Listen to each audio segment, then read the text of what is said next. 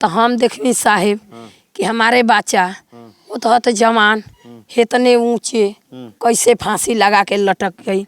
चप्पल उनका दोनों पैर में, अंगौछी उनका नटी में, वो फेड़ में जबरदस्ती लड़का के मूड़ी हुरल बा। कहले रहनी हलो उनकर भाई जदू नाम के कि जैसे हम ना मारब उनका के लगी से तो हम दूरा से दूसरा बाई आदमी से मरवा सकतनी। बात रहली कि जैसे हमरा मर्द के मरले बनल लो वैसे वो 5 आदमी के सजा होखे के चाहिए। सजा की मांग करे, सजा में क्या होना चाहिए? फांसी के सजा चढ़वा दी।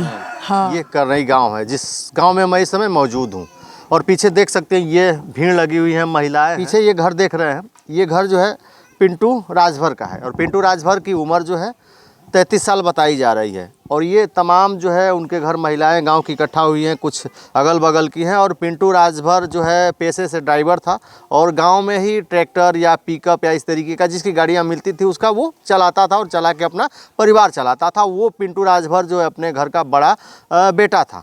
उनका ये परिवार है, उनकी पत्नी है। और उस पिंटू राजभर का जो है कल सुबह जो है गांव में ही कुछ दूरी पे अपने घर से 500 मीटर के आसपास की दूरी पे जो है पिंटू का एक अमरूद की पेड़ से जो है उसका 100 लटकता मिला।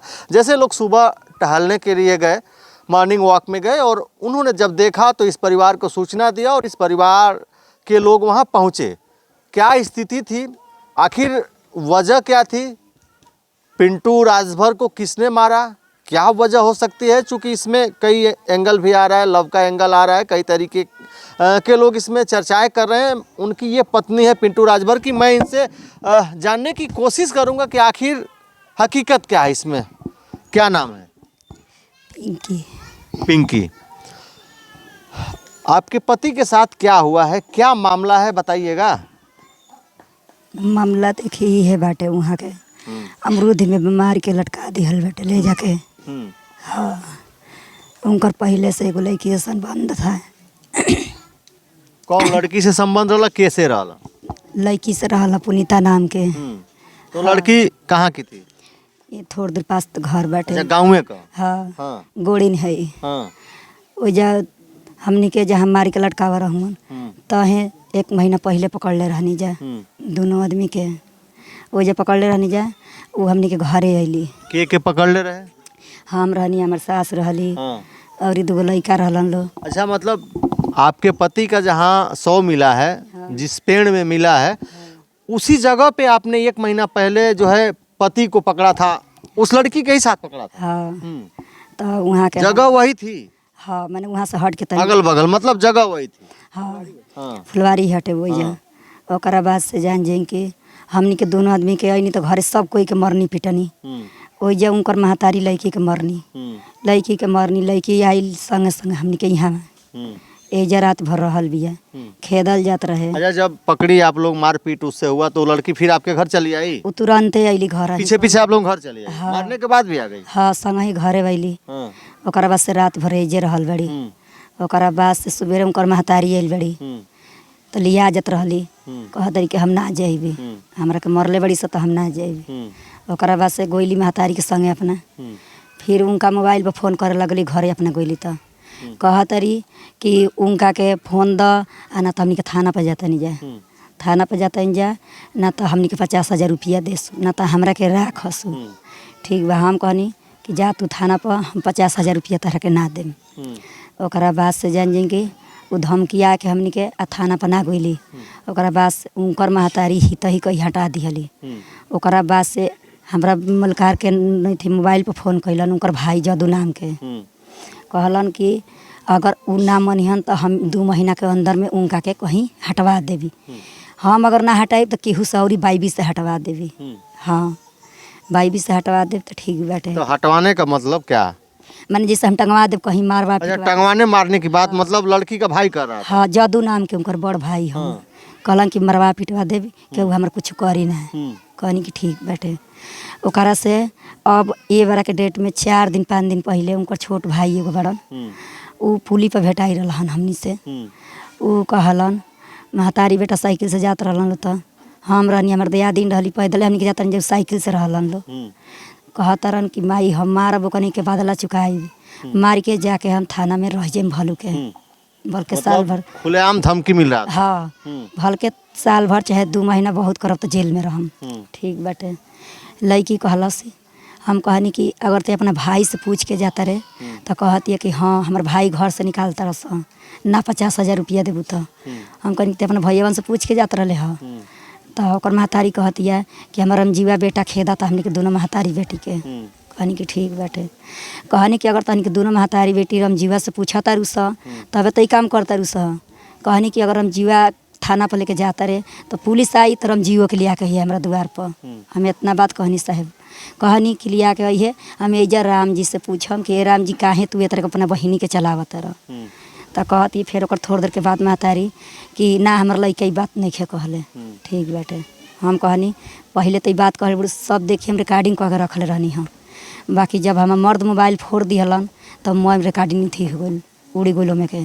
ये जो आपके पति थे तो इनका उस लड़की से कितना दिन से संबंध था? आपको कब से जानकारी थी कि उस लड़की से जो है संबंध है? देखिए हमारे 12 साल शादी होता है। 12 साल में हम 2 महीना के बाद से अब जान ले बानी। इतना दिन के बीच में 2 महीना से जाना था। मतलब कुछ गाँव में चर्चा तो होगा, आप पत्नी है तो कहीं ना कहीं लोग तो बता ही हैं, किसी तरीके से पता होगा कि कितना दिन से संबंद होगा उनका। जैसे बहरी हम ना निकलते रहनी हाँ ना जैसे सुबह में शाम के हम खेत में जाते रहनी हाँ सास हमार लिया के जहन ननद लिया के जहन हम अभी बहरी ना निकलेनी। हाँ तो हम कैसे जानम मान ली कि मतलब आपको कब पता चला कि उस लड़की से संबंध है? जिससे देखिए अब ई बानी मालिक तब फोन कहनी मोबाइल पर तो हम कह बतियावत नहीं है के तो हम कहनी कि के हजी तो कह तनी गाड़ी के मालिक हम कह बतिया के रख दियनी। फिर वो मोबाइल से हम चेक कैनी तो लड़की उठौलस फोन। लड़की फोन उठौलस तो हम कहनी का जी रहुआ तो कहतनी गाड़ी के मालिक हमन तो ये लड़की बोलती है कहतनी वैसे तोरा का मतलब बैठे बस। ओकरा बाद से अब यहाँ के टाही में हम लाग गई मोबाइल जब धरी ये राती में तब हम चेक करी चेक कर यहाँ के तले पकड़ा गई। ओकरा बाद से जान जी कि भेंट करत में एगो लड़का बड़ा नेजे के उनके के मोबाइल उनके के चप्पल दे दिल रहलन। गोइनी खेत में अपना दोनों दियादिन के संगे कहलन ये भौजी मोबाइले ले जा भैया पी के आ हेनिए गोइल हन आ जाके जो हल न तो कहीं गिरी उड़ जहन साहेब नहीं नार बैठे। हम आईनी तो इनका महतारी के गुस्सा में कहनी कि रौरा जाई देखी कहाँ दुन बानी वहाँ के यहाँ के चल गईनी। फिर हम हाथ गोड़ धोवनी फिर हमहूँ पीछे से अपना लड़का के लेके गोइनी टारच लेके गोइनी। 3 गो लड़का रहलन तो कहनी कि बताई चलो भैया लगे खोजवा दलो तो गोइलन लो लड़का तो कहता लो कि भौजी केने हमनी के खोजवाई जा उनका के। ठीक बाटे तो लड़का संगे संगे गोइलन लो वही कोठी में भेटैलन। ओकरा बाद से अइलन ओकरो के लेके अइनी जा यहाँ के मरलन हमरो के मरलन। ओकरा बाद से अपना 2 भाइयों लोग के मरलन। ओकरा बाद से हमनी के चुपचाप पटा गई जा। मतलब आपको जब आप लोगों को जब पता हो गया तो वो कुछ ज़बरदस्ती कर रहे थे कि नहीं हम रखेंगे? वो ना कहत रहनी कि हम रखम ना। अच्छा वो लड़की की शादी वादी हो गई है? वो लड़की के शादी 3 महीना होता है।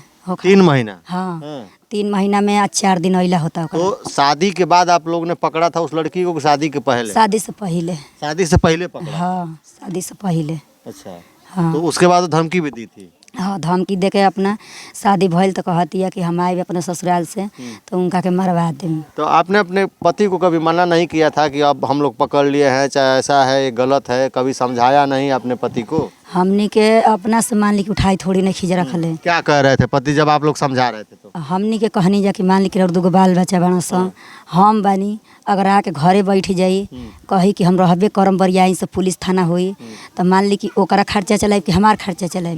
कहे तनी यहाँ के कि जबरदस्ती हमरा मोबाइल पर फोन करती है हम ओकरा के फोन नहीं करत। ओकर मोबाइल बहिन ओकर छीन के ललता नाम के अपना आधार कार्ड पर फिर ओकरा के सिम खोलवा के दी हुए तभी वो जान जाई कि CID रखल रही कि का कैसे दुन फोन कर देते। क्या वजह था पति से आपके जो है क्या आपके पति कमाते धमाते थे पैसा वैसा घर देते थे? घर पैसा देखी जैसे 200 300 400 जैसे 500 हफ्ता दिन पर 10 दिन पर 15 दिन पर दे देते रहनी है। ओकरी बाद से इनकर महतारी कहस कि जिसे काम करता लड़का रोज दिन तनी नून तेल नहीं खुली आवत।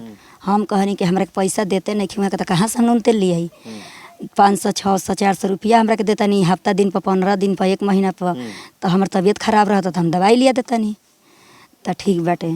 ओकरा बाद से यहाँ के कहनी का हो बबुआ पैसा बा का करता रह इनकर लड़का यहाँ से बोलबे ना कहनी कुछ हो कि हम मैंने महरारू के देता नहीं कि कहाँ करता नहीं। तो अभी इस मामले में जो है आपका पूरा आरोप मतलब लड़की पे है और लड़की के घर वालों पे है। उनका उन दोनों लोगों ने ही ऐसा किया है। हाँ, दोनों उनका भाई पर वो कहले रहनी हलो उनकर भाई जदू नाम के कि जैसे हम ना मारब उनका के लगी से तो हम दूरा से दूसरा बाई भी आदमी से मरवा सकतनी।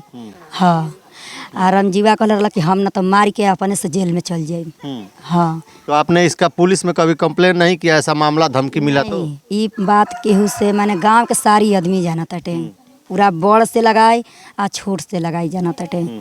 वो टाइम में हई रवीश रा बानी वो द्वार पर जवना बेरा बिया तवना बेरा आइल बानी, सबसे बड़ हई आदमी है जा। हाँ, मैं माने प्रधान सब कोई आइल बाटे, ई नहीं है कि केहू नहीं खेल। अब क्या मांग कर रही हैं आप? पुलिस से क्या चाहिए मदद आपकी पुलिस से, और क्या चाहती है इस मामले में? देखिए अब जैसे मान ली कि हमार दूगो लड़का बाना सन, हम बानी ए बारा के डेट में हमनी के खर्चा केहू चलावे वाला नहीं खे। बात रहली कि जैसे हमरा मर्द के मरले बना लो वैसे वो 5 आदमी के सजा होखे के चाहिए। सजा की मांग कर रहे हैं, सजा में क्या होना चाहिए? फांसी के सजा चढ़वा दी। हाँ, बस जैसे हम अपना मर्द खातिर के रोवत हनी रात दिन, वैसे ही उनको घर के आदमी जे बचल खुचल होई ओकरो बुझाए के चाहिए। फांसी की सजा। हाँ, बिल्कुल। इनकी माता जी हैं ना, बात करेंगे हम। माता जी हैं, क्या कहेंगी इस मामला को? हम का कहीं साहेब, मान ली कि हम आप माँ हैं, आपको पता चला, समझाई नहीं थी बेटे को अपने की मतलब ऐसा नहीं करना चाहिए? बेटा के हम बहुत साहेब समझा दिले बानी, बेटा हमार बात ना मनलन तो कहनी कि चल बाबू हमार बात नहीं खिसमन, अपना औरत के बात मान ले, वही के खर्चा चला, सारा कमाई हम औलाद के छोड़ दिहनी साहेब कि तू ये बेरा 10 रुपया देबे और बेरा हम 20 रुपया के दावा कहाँ से चलाई, और तो हमारा देही पर खर्चा बाकी ना। बस हम छोड़ दिहनी साहेब कि 10 रुपया कमा 1000 कमा अपन औरत के पोसा पालो, बस यही बात बा साहेब, और कोनो बात नहीं है साहेब, यही बात। घटना की सूचना आप लोगों को मिली तो मौके पर गई थी आप? घटना के मौका पर अवन तो बचाला राय जी तो बोला तरन हमारा समान के अच्छे लाल एगो देवर लगियन उहो कहत ना भैया। गाँव वाले आप लोगों को बताए थे तो आप लोग वहाँ गए तो क्या देखे, ही बताइए हमें। भैया तो हम देखनी साहेब कि हमारे बच्चा वो तो जवान इतने ऊंचे कैसे फांसी लगा के लटक गई, चप्पल उनका दोनों पैर में, अंगौछी उनका नटी में, वो फेड़ में जबरदस्ती लड़का के मूड़ी हुरल बा, वो मूड़ी के टोट कही था निशान उशान शरीर पे रही। अब ओकरा बाद मूड़ी निकाल दी जा, माँ बेटा निकाल के हमने के सुता दी जा, पेट पर लड़का हम भी गिर के रोआ तनी जा, तमाम लोग गए टांग लिए हुए उनका पोता पर माछी भिनकता साहेब, इतने हम देख ले बानी। क्या मांग कर रहे हैं सरकार से, क्या चाहिए आपको न्याय में? ये कह रही है कि हमारे बेटा के जैसे साजा वैसे ओकरों के साजा, बस संतोष हमारे यही होई। हाँ, ये बात बा, फांसी लगा दो, बस ये बा। हमारा पतो के लाल से ऊचर कैलस, फिर ओकरा पतो के होको ओकरा बेटिया के होको, मतलब जो किया है उसके साथ ऐसा सजा मिलना चाहिए। ये साजा मिले बिल्कुल, के बिल्कुल, चाहे सारी दुनिया से पूछ ली साहेब हमारे बेटा कौन दिमाग के रहल है, कैसन रहल है। तो ये जो है इनका आरोप है, और इनकी पत्नी कह रही है पिंटू को कि मतलब ये जो है प्रेम प्रसंग का मामला है, बार बार मना किया जा रहा था और वो मान नहीं रहा था, और वो उन लोगों के घर से जो है जो लड़की थी उसके घर से जो है बार बार धमकी मिल रही थी। तो इनका कहना है कि उन लोगों ने, इनका आरोप है कि वो लोग ही उसको जो है मारे हैं। बाकी पुलिस की कार्रवाई चल रही है, पीएम हुआ है, उसके बाद पुलिस जांच में जुटी है। मामला क्या है, अब तो पीएम रिपोर्ट आने के बाद ही इसका खुलासा मामला होगा, और पुलिस इसमें जो है जांच में जुटी हुई है, और लग रहा है कि मामले का जल्द से जल्द खुलासा करेगी। अभी इन लोगों के तरफ से जो है बताया जा रहा है कि अज्ञात तहरीर दी गई है। तो आपकी क्या राय है? आप भी इस बारे में अगर जो कुछ जानते हैं तो आप अपनी प्रतिक्रिया कमेंट में जरूर दर्ज करिएगा। अभी तक वीडियो में बने रहने के लिए आपको बहुत बहुत धन्यवाद। नमस्कार।